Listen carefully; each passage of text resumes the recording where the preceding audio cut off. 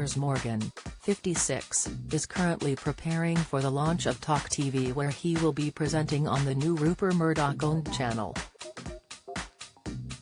This, however, has not stopped Piers taking to Twitter to voice his opinion on Novak Djokovic's mother's statement regarding her son, who was subject to torture after being denied entry to Australia. The chief sports writer for The Telegraph, Oliver Brown, tweeted Djokovic's statement earlier today. He said, Djokovic, Novak was subject to torture, harassment. We will hear even more about what he has gone through. Piers responded in view of his 7.9 million followers, poor guy. Sounds almost worse than having a simple 2-second vaccine injection.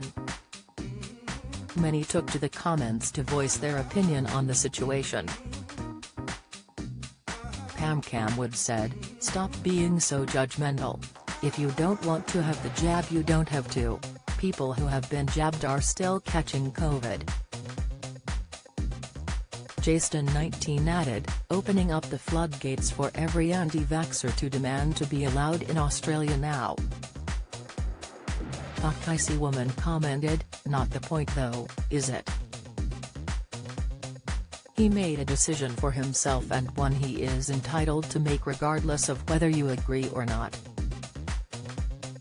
The controversy began when Novak flew into Melbourne, Australia last week in preparation for the Australian Open title beginning on January 17. When Novak handed over his documentation, he thought he had a valid medical exemption to the vaccination rules, stating he had been infected with COVID last month and recovered. However, his documents were rejected and the tennis player was held in a detention center while he waited for his appeal to come before the courts. That hearing took place today, with Judge Anthony Kelly quashing the decision to revoke his visa after ruling that the medical exemption was valid and the tennis star had done everything in his power to prove he was not a risk. This means he will be allowed to stay in Australia, with the judge also ruling that border officials did not follow the correct procedures when Novak arrived. Novak was expected to join a news conference called by his family in the Serbian capital, Belgrade, but did not, tweeting instead a picture of himself and coaching staff at the Australian Open venue. In view of his 8.9 million followers, he penned, "I'm pleased and grateful that the judge overturned the visa cancellation. Despite all that has happened, I want to stay and try to complete at Australian Open. I remain focused on that. I flew here to play at one of the most important events we have in front of the amazing fans."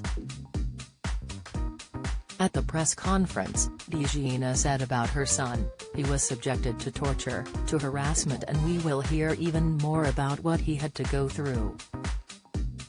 And of course, he fought against that system and against the government because he thought he had the right to be there with a visa that he got."